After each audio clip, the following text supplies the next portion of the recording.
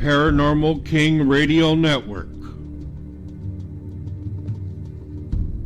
bringing you the best paranormal hosts and guests.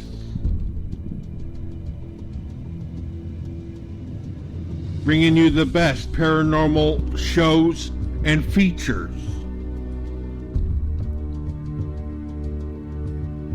Playing the top musical artists from around the world.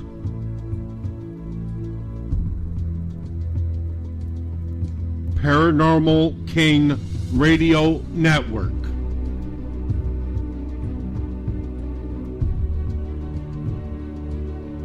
With the best paranormal hosts and guests. The best in paranormal shows and features. Playing the best musical artists from around the world. Paranormal King Radio Network. The paranormal will never be the same.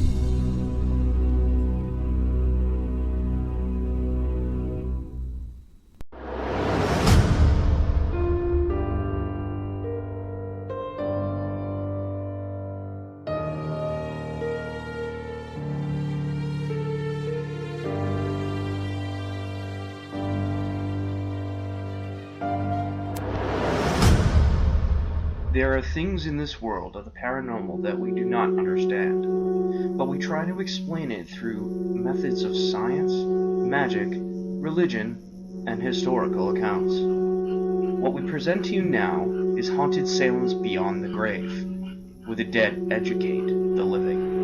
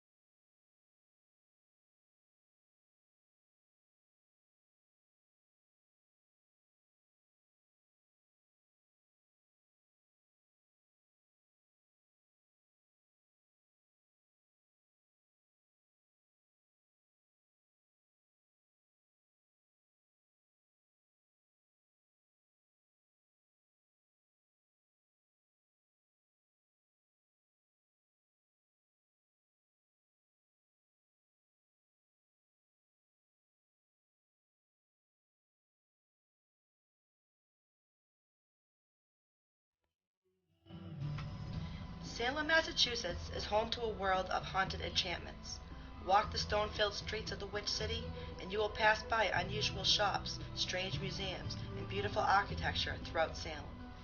Whether you seek to unravel Salem's haunted past, or experience Salem's bewitching present, a journey to Salem is a journey into wonder and magic. Well, here on Beyond the Grave Radio, you will learn all about Salem and its haunted locations.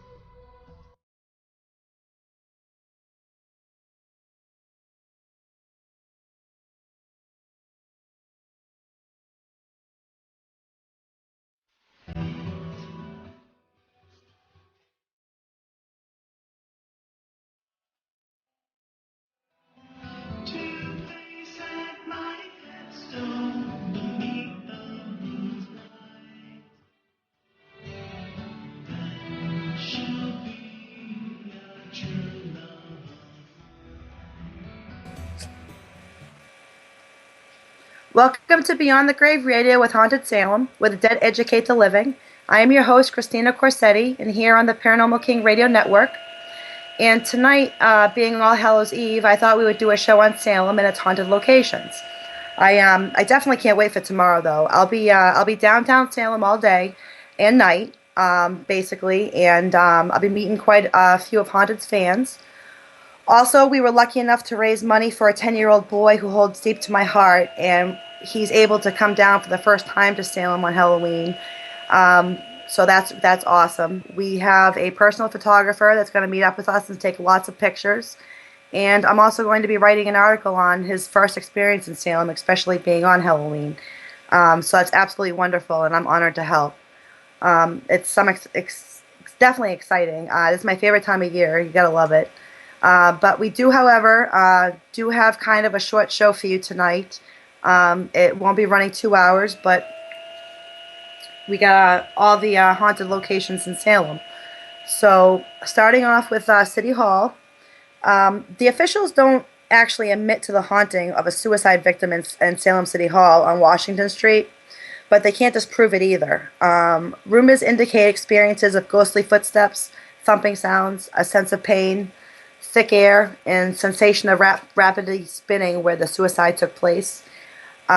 City Hall still is functionable, so you can't really go in there and do investigations or anything like that, but they're, the employees there definitely have experiences. Next, we have the Custom House. It was constructed in 1818. It's located down at Derby Wharf. Well, around 1847 to 1849, Nathaniel Hawthorne was employed here as a custom surveyor. Well, he was terminated from employment due to the consistent claims of seeing ghosts walking through the halls to the custom house. But most of the time, he was on the clock, spending it writing his novel, The Scarlet Letter. The Scarlet Letter is about Hester Prynne, who conceives a daughter through an affair and struggles to create a new life of repentance and dignity. This lady is found guilty of adultery and is required to wear a scarlet A on her dress to shame her, and she must stand on the scaffold for 3 hours to be exposed to public humiliation. While employees experiences there are hearing ghosts of ship captains discussing treasured items and desired trades aboard their ships. They hear footsteps, experience flickering lights. The Custom House is now a museum that is open for guided tours. All of the furnishings are original, which is pretty rare to find. The Custom House was built in 1819 and was run by the United States government. The inspectors who were employed there were responsible for weighing and inspecting cargo, as well as filling out all the documentation that goes along with these duties. Well, right across the street from the Custom House, you have the Derby Wharf, where the Friendship is located. It used to be used in the Revolutionary War as a base. Salem, Massachusetts is a seaport. In about 1762, the colony's first millionaire merchant named Elias Haskett Derby started construction on the wharf that today bears his name. Many experiences that people are seeing are, pirates climbing out of the water onto the wharf, walking around as if they're searching for something.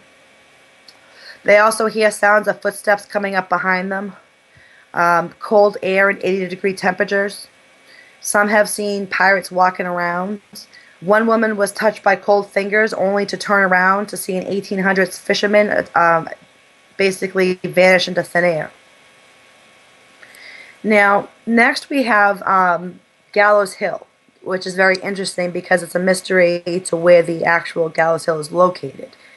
But where the Salem witch trial victims were executed and buried remains a mystery to this day. There are a number of reasons why the current Gallows Hill may not be the original site of the executions. The first reason is the hill is much too steep for the cart carrying the accused witches to climb.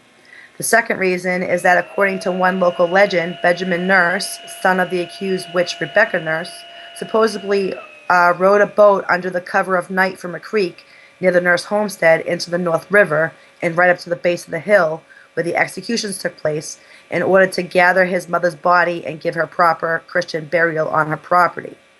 Well, since there are currently no waterways and have never been any leading directly to Gallows Hill or anywhere near it, this makes it an unlikely location for the execution site.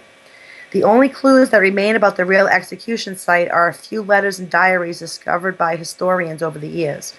Many people believe that the real Gallows Hill is located on the Walgreens, located at Boston Street, right there on the corner, which would place the hanging tree somewhere along the North River. A more recent school of thought has the site on Proctor's Ridge, a smaller hill at the foot of the Gallows Hill. Well, Gallows Hill is rather steep, and it is recorded that the condemned were taken to a place of execution by cart, and certainly no cart could have made the final ascent to the top. And as several of the condemned were elderly and infirmed, it's unlikely they could have walked it either. So the original witch's hanging tree does not exist anymore. And the deep crevice where they tossed the dead bodies of the the poor wretches had closed in upon itself. So where the Gallows Hill is today, experiences there have been seen in the park were mists, orbs, hearing cries, electronic equipment malfunctions, people being touched, a woman's hair was pulled, and out of the hundreds of photos showing ghosts and energies, and some even angels. Well, our next location is Gardner Pingree House, which is located at 128 Essex Street in Salem. It was built for John Gardner Jr. He was a wealthy Salem merchant and his wife Sarah in 1804. The home was designed by Samuel McIntyre, who was one of the earliest architects in the United States. The Gardner Pingree House is actually the Gardner West White Pingree House, as the house was sold in 1811 to Nathaniel West when John Gardner had some financial difficulties. Well, 3 years later, West sold the house to Captain Joseph White, who was a wealthy retired merchant. Captain White lived in the house with his manservants and his niece, Miss Beckford, who worked as his housekeeper and who had a daughter that lived in Wenham, Massachusetts, and was married to Joseph J. Knapp, Jr. The mansion is said to be haunted by Captain Joseph White, who was brutally murdered in the townhouse in 1830. What had happened was Joseph learned that the 82-year-old captain had made out a will leaving $15,000 to Miss Beckford. And it was then that he got the idea that if his great-uncle by marriage were to die without a will, that his mother-in-law would then inherit half of the Captain White's sizable fortune, instead an amount that was nearly $200,000. And by default, some of that fortune would then come to him. Well, Captain White's nephew was too impatient for his uncle to die naturally, so he hired a hitman by the name of Richard Crowninshield on the night of April 6, 1830. Well, Captain White was brutally murdered by Crowninshield. He entered the house through a window that had been left open by Joseph earlier in the day, went to the bedroom where Captain White was sleeping, and fractured the captain's skull with a club, as well as stabbing him 13 times with a long dagger. In 1834, the house was sold to David Pingree, and the ownership of the house remained in the Pingree family until 1933, when it was donated by the Pingree heirs to the Essex Institute, which later merged with the Peabody Museum to become the Peabody Essex Museum. Some say they believe this murder repeats itself every year on the anniversary of Captain White's death. Others say they have seen him looking out windows, some on camera. People claim to see ghostly faces looking out the second-floor window, and many have claimed to hear ghostly footsteps while touring the house. They prosecuted the involved by such a high standard they actually called the house the Clue House due to the game Clue. That takes us to Hawthorne Hotel, which is located at 18 Washington Street in Salem. The hotel was named after Salem's famous author, Nathaniel Hawthorne, who wrote the novels The Scarlet Letter and The House of Seven Gables. The Hawthorne Hotel has many famous guests and has been utilized and seen in numerous television shows, including Bewitched and the Sci-Fi Channel show Ghost Hunters. Most of the buildings surrounding the hotel were constructed by sea captains. They were a group who assisted people in old age, as well as people with disabilities. Well, however, the Salem Marine Society was raised to give the hotel more space. While other paranormal activities in the hotel have been attributed to the sea captains who were returning to the gathering place, there have been many stories surrounding the hotel that seem to indicate that there could be spirits or ghosts lingering in the building. Well, in a room of the hotel referred to as the lower deck, an employee of the hotel was responsible for setting up the room and arranging the tables, and he was quite startled after performing his duties, then leaving the room only to return to find the room rearranged. Room 612 is reportedly one of the most haunted locations in the hotel. The apparition of a woman have been seen to wander the halls outside the room, often pausing in front of the door. Now, in the room itself, guests have often complained about an uneasy feeling as if someone was sharing the room with them. Room 325, there have been several reports of lights and faucets turning on and off on their own accord. There also have been reports of a baby crying in distress and feeling of being touched. Several hotel guests have reported hearing strange sounds and have strange occurrences. The hotel also had a large wheel in the hotel restaurant which turns around, as if controlled by hands of a long-dead seafarer. It is also thought that the original land beneath the hotel was once the apple orchard that was owned by Bridget Bishop, who was the first individual to be hanged at Gallows Hill. After being convicted of this practice of witchcraft, there have been many reports that made strong smell of apples were experienced from time to time within the hotel. Now, the Lyceum actually is where they also claim that Bridget Bishop's apple orchard was. So from the Lyceum all the way to the Hawthorne Hotel is a pretty big area. Um, that takes us to the House of Seven Gables, which is located at 115 Derby Street in Salem. A local sea captain named John Turner built the house in 1668 and in 1782 was sold to Captain Samuel Ingersoll. Captain Ingersoll died at sea and left the house to his daughter, Susanna, which was Nathaniel Hawthorne's cousin. There is where Nathaniel Hawthorne wrote the novel The House of Seven Gables. The structure did not originally have seven gables as they were added over time, and several of them were actually removed at one point to make it appear like a standard house. However, it had been restored to its state with seven gables.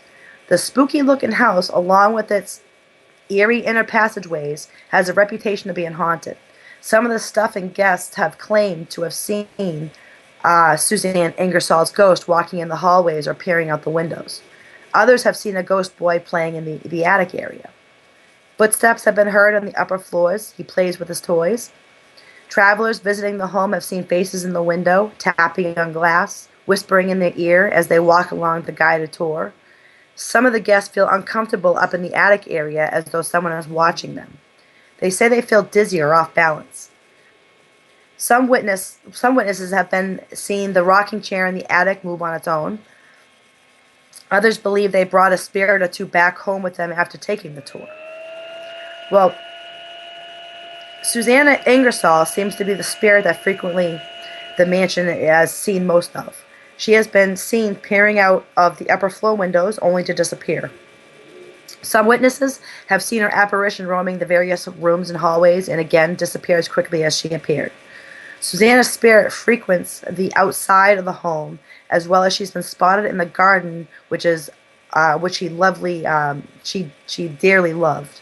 The noisiest ghost is said to be that boy in the attic who can be heard running around as he plays with the toys. Another spirit haunting the home is said to be that of Nathaniel Hawthorne's son, Julian. He has been heard on the upper floors making noise and what sounds like activity of him playing with toys on the floor. He has also been spotted peeking over the garden fences on occasion. In addition to the apparition seen, many visitors and employees also hear strange sounds. The toilets sometimes flush on their own, and the faucets turn on and off by themselves. The house was said to have been an end stop to the Underground Railroad, where slaves were freed in Salem. Well, people have seen slaves running up and down the hidden staircases. When you take the tour to the House of Seven Gables, I guess these hidden staircases and these, passageways, so to speak, they don't show you that stuff.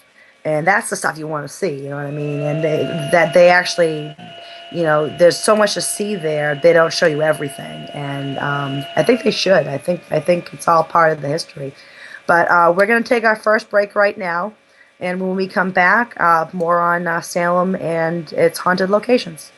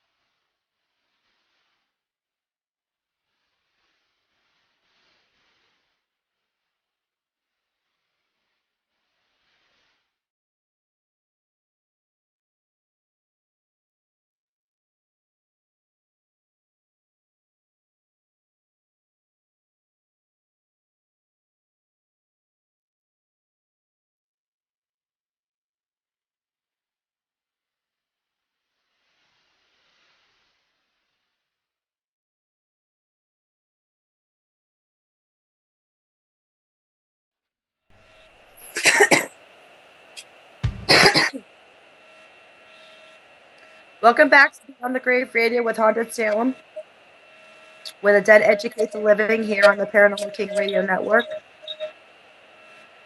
I am your host, Christina Corsetti, and if you're just joining us, we're here discussing Salem and its haunted locations. Our next location is Howard Street Cemetery. It's located on Howard Street in Salem. The Howard Street Cemetery is located beside the Old Salem Jail, which is no longer there. It is filled with many old gravestones, and the majority are in great shape. The cemetery land is directly correlated with Giles Corey, who was an elderly farmer accused of witchcraft, but he refused to stand trial and make a plea. As a result of the refusal to plead, he was stripped of his clothing, forced to lay in the field, have a board placed over his body, then heavy stones were placed on him. His punishment was crushing. With days of refusing to make a plea or ask for mercy, his request of more weight was that of his third day of torture. On Monday, September 19, 1692, right before his last breath, he directed a curse at Sheriff Corwin and all the people of Salem. In any place of justice that old, the possibilities of spirits must be very strong. Well, the history of law enforcement and the jail conditions in the 19th century were particularly brutal, and who knows what spirit or spirits is that walks among the ancient tombstones there. Well, Giles Corey is the most famous ghost seen wandering that part of the cemetery, which is in the corner of the cemetery that borders the parking lot of the old jail. Some hear moaning part of the night. Most of his ghost was seen before the fire in 1914.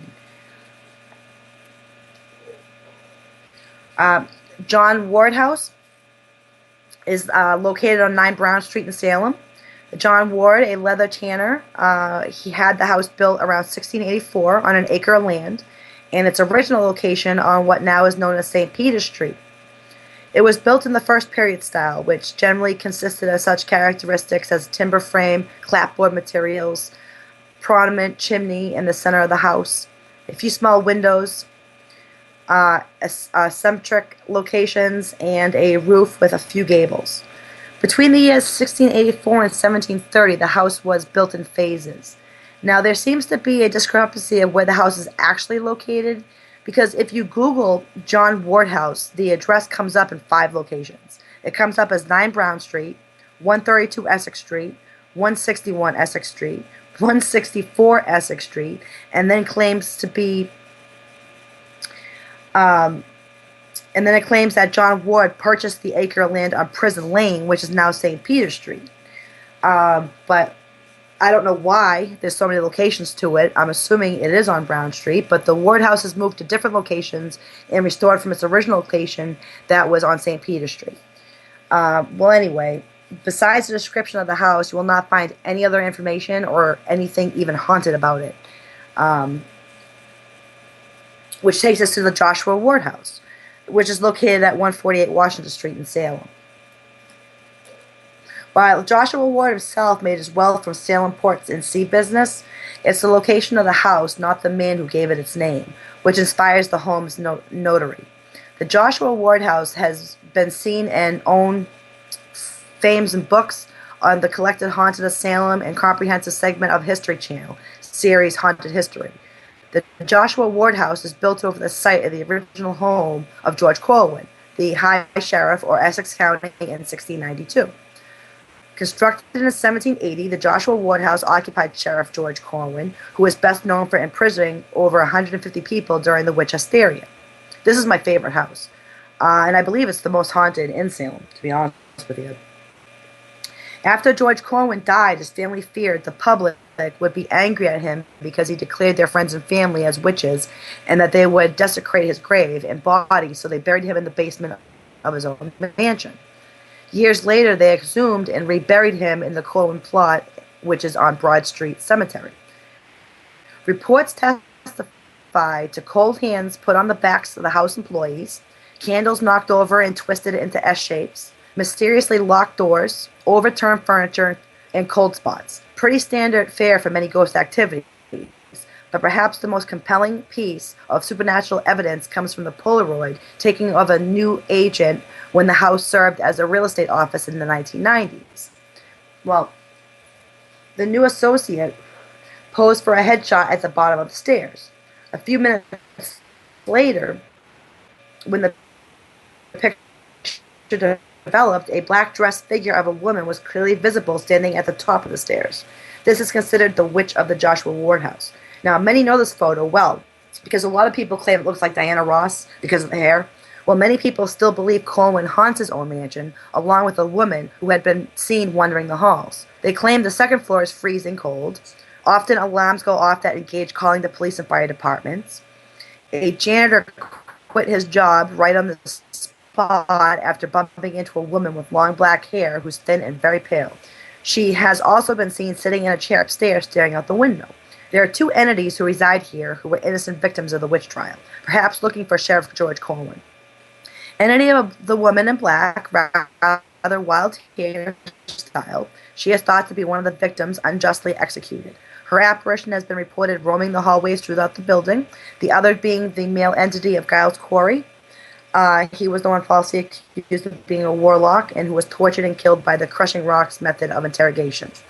He isn't satisfied that the final curse has stayed with not only Sheriff George, but has afflicted many sheriffs who followed in the years after his horrendous death.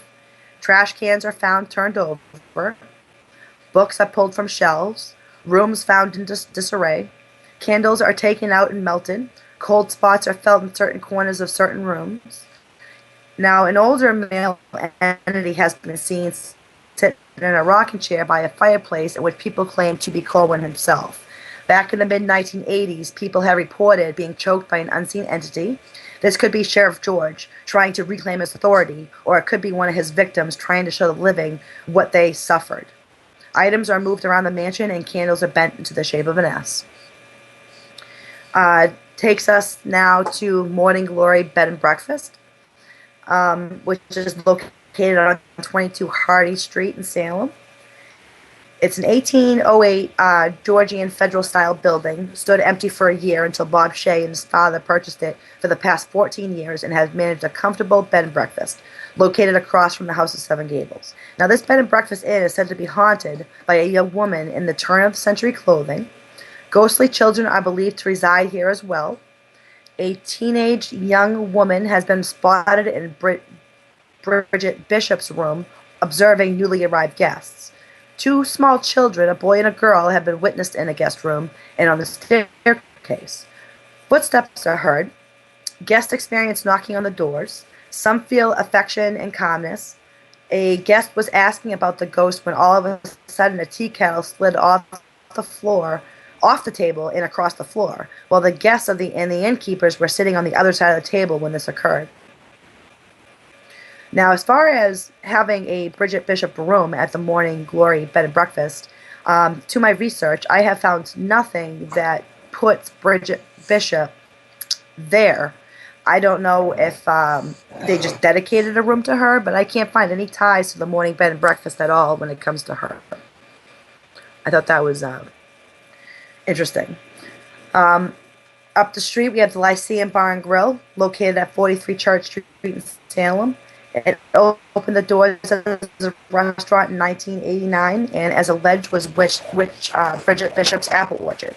Many people suggest that the main staircase upstairs is haunted, and often see a woman in a long white period dress. Certain mirrors reflect a ghostly woman. Problems with electronic equipment. That's my dog barking at herself in the mirror. It's cute. She's actually barking at herself in the mirror. Certain mirrors reflect the ghostly woman. Problems with electronic equipment. Photographs of orbs, mists, blobs, and odd lights.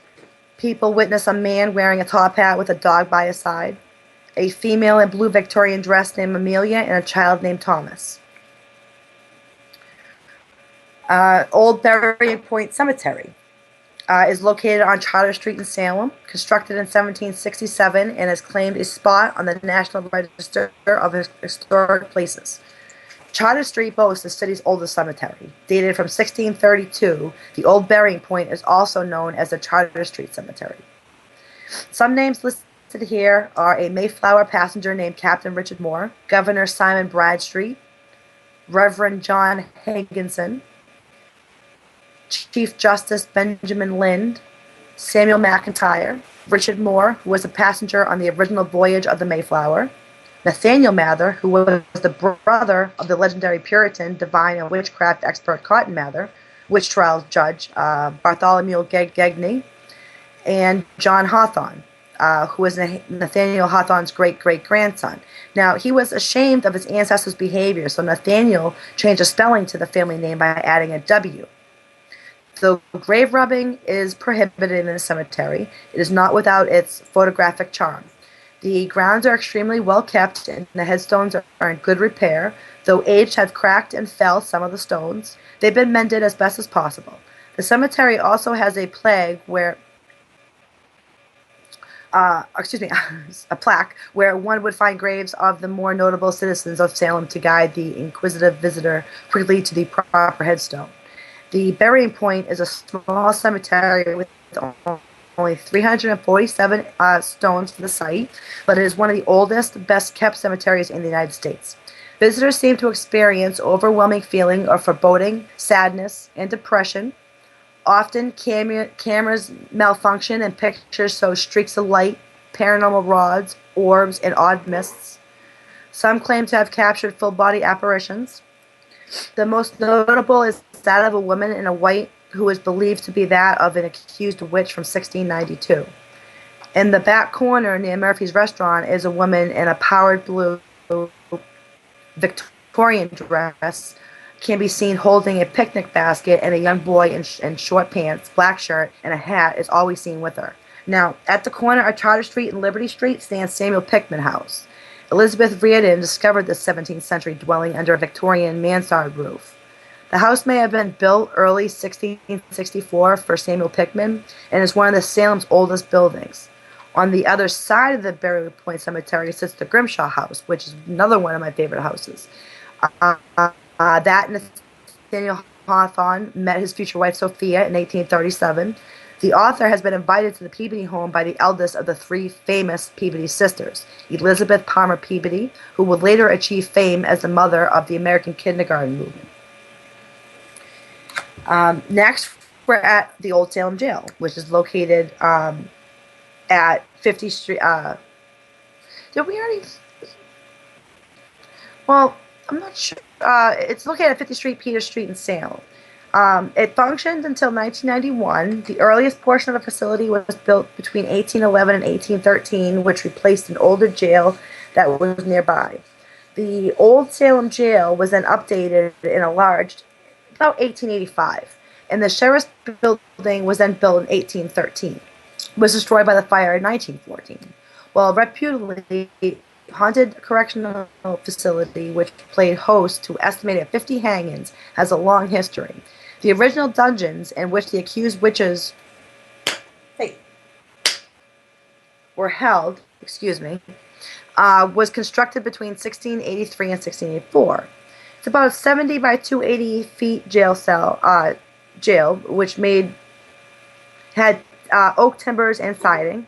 The conditions in the prison were horrible. Prisoners were held in small cells with no bedding. There was no bars on the cells, but if the prisoners ran away from their punishment, they were generally caught and immediately executed. Magician Harry Houdini staged an escape in 1906, and Albert DeSalvo, more affectionately known as the Boston Strangler, he was confined there. The jail is said to be one of the most haunted buildings in Salem. People say that the jail is home to many spirits who have lost their way throughout the years. Some say it is haunted by tortured victims of the witch trials from the past. Others believe the land was cursed by Giles Corey before he was crushed to death in 1692 in the field, which now is the Howard Street Cemetery. Witnesses have seen apparitions around and throughout the building, and a black figure walking through the wall even has been reported. Over the years, many heard odd metal-like sounds coming from the walls of the abandoned prison, including whispers, shouts, and groans. At night, people would witness lights moving across the room, that there was no floor there at the time. Actually, it fallen through to the floor below. Odd bright white flashes, like lightning, was said to be inside the prison. Like lightning was shooting inside the prison. People have witnessed specters of prisoners wandering the grounds, and some have been looking through what used to be fence around the Howard Street Cemetery. The most descriptive ghosts experienced by people are those of Civil War ghosts. Many believe the crying, screaming, and moaning coming from within the prison walls come from the ghosts suffering from their Civil War crimes or wounds obtained from punishment or war activity. In 1984, the conditions were so awful inside, inmates had to use the chamber pots for bathrooms. A few detainees successfully sued the county for inadequate living conditions. Um, a federal judge ordered the jail closure 7 years later.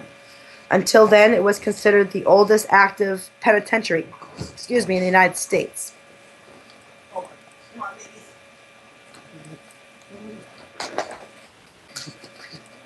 Okay, excuse me. For the next 2 decades, the crumbling complex sat vacant, seemingly destined for demolition.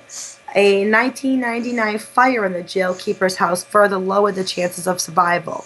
May 2009, construction began to build the St. Peter Street Apartments and Museum and was completed a year later for $10.7 million. It has 23 homes, which were quickly rented out. And the rent at 50 St. Peter Street, where the old jail was and now is apartments, go from anywhere from $1,200 to $2,600 per month. So I believe they should have left the Salem jail alone. It's a part of history, you know what I mean? I don't think they should have taken that and made it into apartments, just like I don't believe they should have taken Damage State Hospital and made those into apartments. That kind of is very upsetting in my point of view, in my eyes. It's such great history and beautiful, beautiful structures. But hey, what can you do, right? That takes us to Old Town Hall, which is located at 32 Derby Street, Derby Square in Salem. It was opened in 1816 and was used as the city's government headquarters until 1837. The Old Town Hall has been featured in numerous Hollywood movies such as Hocus Pocus and Bride Wars. Now, it houses various events such as art shows and at theaters for Salem's Living Museum and theatrical productions. The Old Town Hall is supposedly haunted. Poltergeist activity, even, has been reported in and around the facility since the day construction began. Items as large as heavy vases, chairs, and doors move on their own. And some people have seen ghostly men or women appearing in the windows from inside at night and also walking up and down Front Street. That takes us to Cinema Salem, which is the new name for the Old Patriot Cinema. It's located at 1 East Square Mall in Salem, right there at the mall, East India Mall. Considered North Shore's friendliest movie theater, featuring first-run films, foreign and independent films. And the Cinema Cafe is a comfortable and relaxed full-service coffee bar. Well, one of the rooms in the theater is often said to be ice cold for no reason, especially during the summertime. Cigarette smoke has been witnessed by many, especially since it's a non-smoking establishment. Up in the projector room, when an employee was alone running the projector, he looked out the small window down to the seats below and clearly saw a reflection of a man standing behind him. When he spun around, the man disappeared and the employee ran out. The movie wasn't playing at that time, so it wasn't a reflection of the movie projection. At night, lights turn off and on by themselves. A worker was shocked one night when his keychain of 15 keys unclipped off his belt and flipped across the room, landing on a table. Another night, they unclipped and disappeared altogether. Well, hours later, they ended up finding these keys behind a locked door that they had to actually pry open. So, we're going to go on our second break right now. And when we come back, we will finish the rest of our show with Haunted Salem.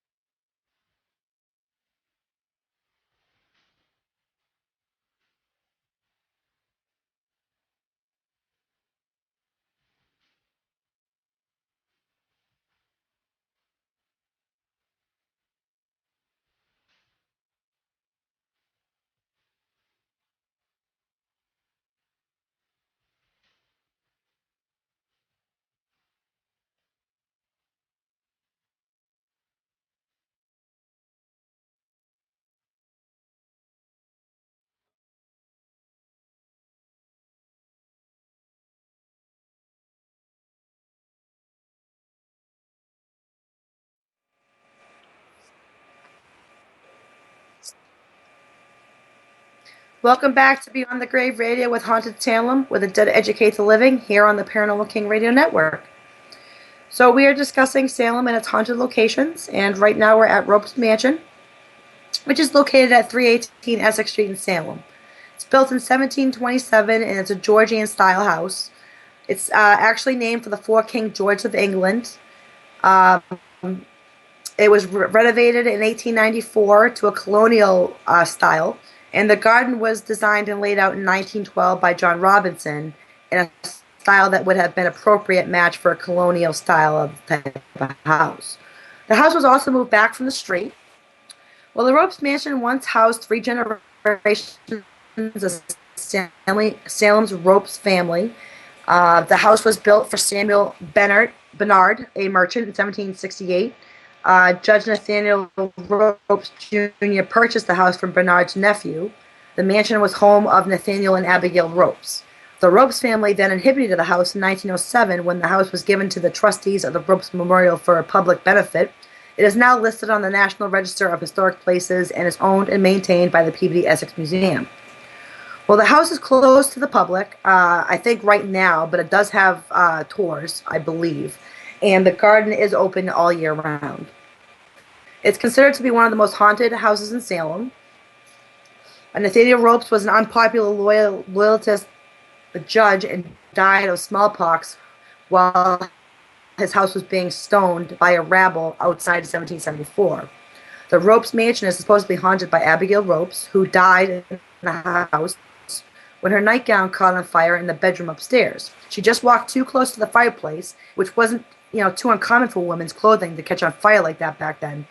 Today, some people claim to see her ghostly figure roaming throughout the mansion, and both are said to haunt the house. Next, we have St. Mary Cemetery, which is located at 226 North Street in Salem. Loads of pictures have been taken by tourists while visiting the Old Salem Cemetery, known as St. Mary's.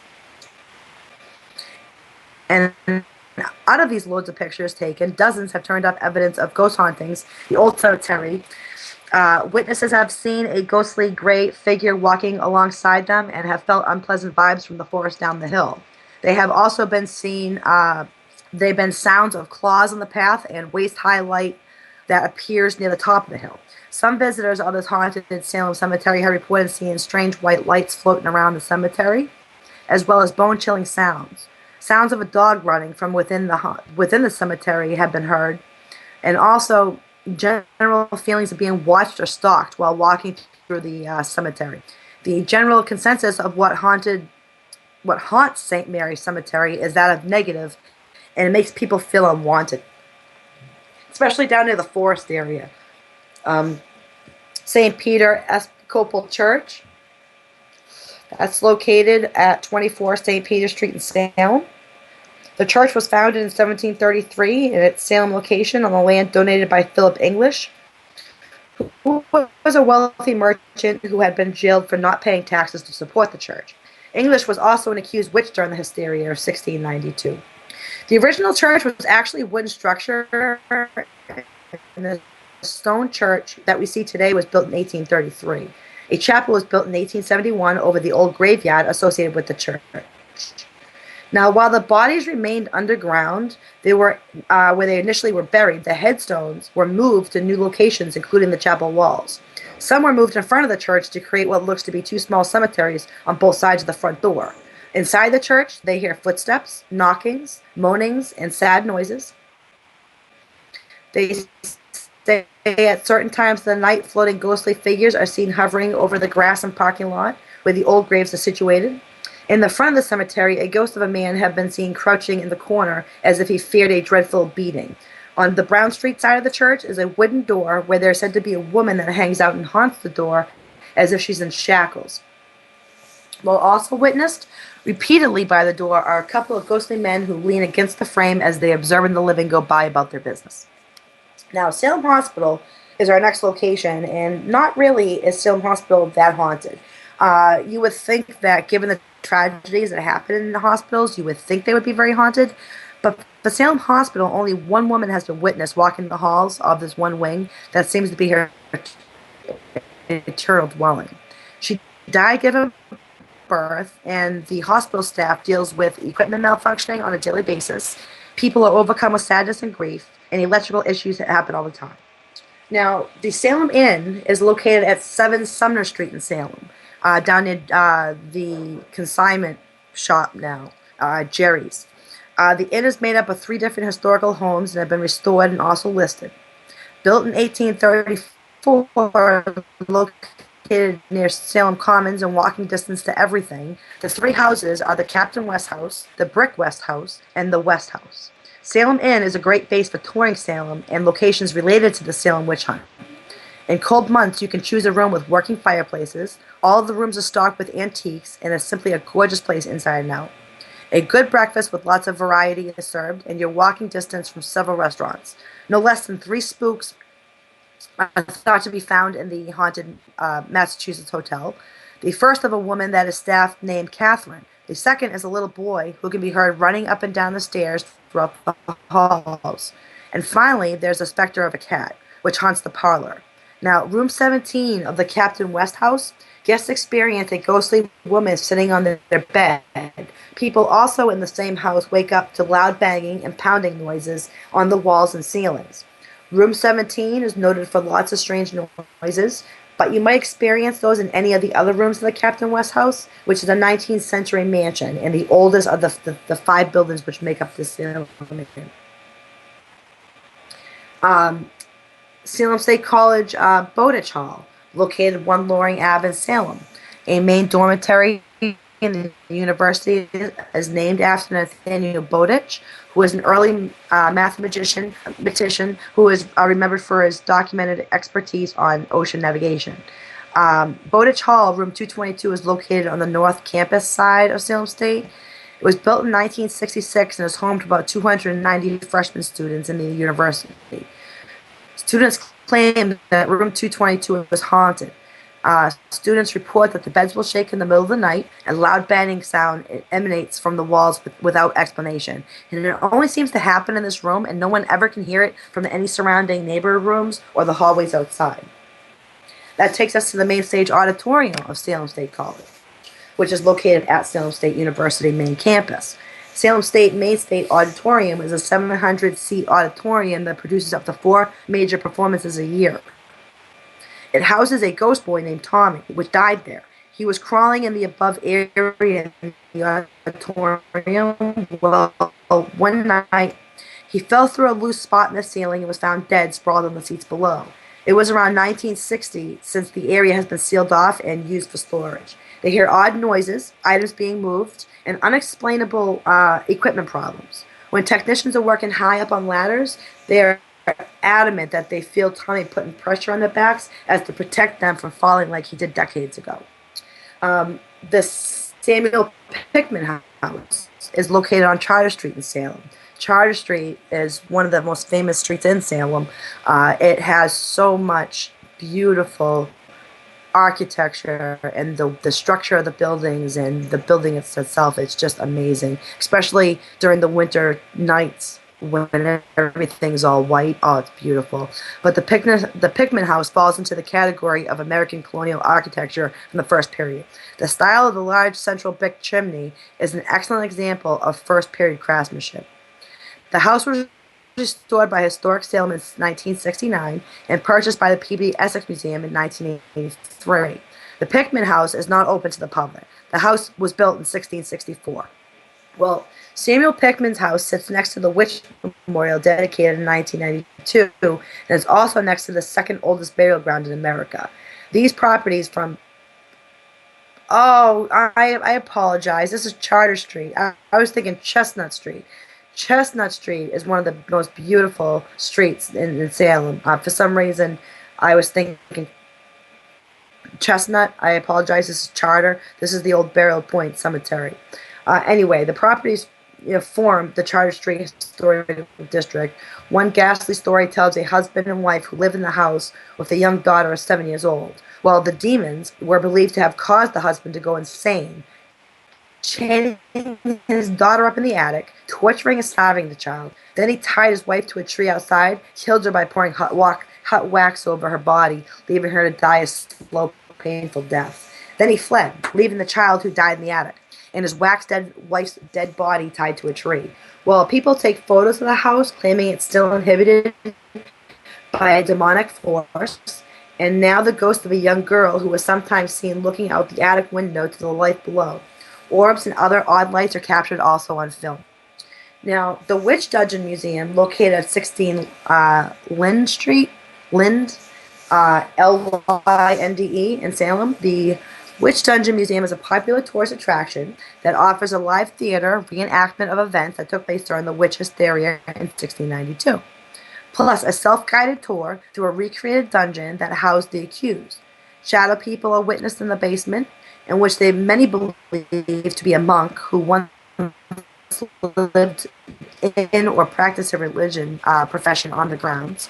People have felt extreme cold breaths of air and a feather-like touch of ghostly fingers on their arms and back. Others have heard a deep male ghostly voice humming when there is no men in the building at that time, and rocking chairs rock by themselves. Visitors hear whispers and unexplained sounds.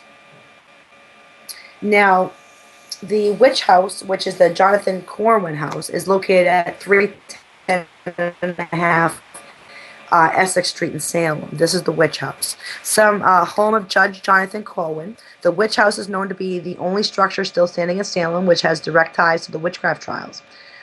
Corwin was a local magistrate and civic leader who was called upon to investigate and judge the assertions of local townspeople who were accused of having specific ties to the devil or witchcraft. He served on the court of Oyer and Terminer, resulting in the deaths of 19 innocent citizens that were at the wrong place at the wrong time. Now, a lot of people, when I do posts on my Haunted Salem, some will say 19, some will say 20. Well, it was actually 20. 19 were executed, one was crushed, including 2 dogs. So they were at the wrong place at the wrong time, obviously. Several visitors experienced a form of residual energy upon immediately setting foot inside the house. They're overcome with feeling anger, anxiety, and fear. In the dining room as well as the upstairs main bedroom, the ghost of the woman has been witnessed and seemed to be in distress, going about her business, oblivious to the living. Touring was assumed to be her home. Others have seen a man and a woman ghost couple dressed in period clothing walking around the grounds, disappearing in thin air. From the office, employees claim to have heard sounds of shuffling, footsteps, and furniture being dragged across the floor when the house is closed and empty. That takes us to our very last location, which is the Witch Memorial, located on Liberty Street in Salem. The Witch Trial Memorial was dedicated by Noble Lurie Ellie Weasel in August 1992 as part of Salem witch trials. The design was selected in an international competition that received 246 entries. The winning design by Maggie Smith and James Cutler was inspired by the Vietnam Memorial. The memorial consists of 20 granite benches from low stone walls surrounding an area adjoining the old burial pool. The benches were inscribed with the names of the accused and the means and the date of the execution. Excuse me. A total of 20 people, were accused of witchcraft. 19 executed, 1 crushed, and it is fully believed that something of their spirit remains there, perhaps to impact their stories to visitors. Visitors walking near or through the memorial to the old Burial Point Cemetery feel an overpowering sensation of oppression, fear, and sadness. People say they have been touched, and others have seen apparitions of a woman dressed as a Puritan in the 1600s. It's alleged that the feeling of dread visitors experience as well as ghostly touches are the victims from the witch hysteria reaching out, crying for help, even to be saved. Another common occurrence people associate in this area to paranormal activity is equipment malfunctions. Cameras, video cameras, phones, other electronic devices are all apt to shut down on their own, jam, or instead can't take photos. Brand new batteries die, and if pictures are successful, they're usually anonymous captured in. So that is our show for tonight. I want to thank everybody that is in chat. I want to thank Ross Raposo and the Paranormal King Radio Network for having me on. Being all Hallows Eve, I go out there, party, party hard. Tomorrow, Halloween, I'm going to be all day and all night in Salem. Looking forward to it. Looking forward to meeting all those people. Looking forward to dressing up. I hope everyone has a great night, and I will see you next week.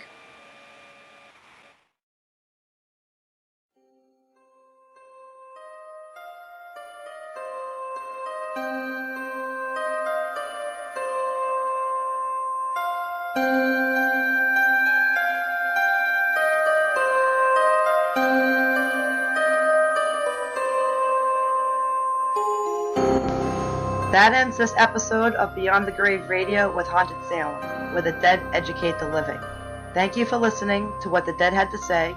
All the stories mentioned are true, and if interested in more, visit us at mysteriesofhauntedsalem.com.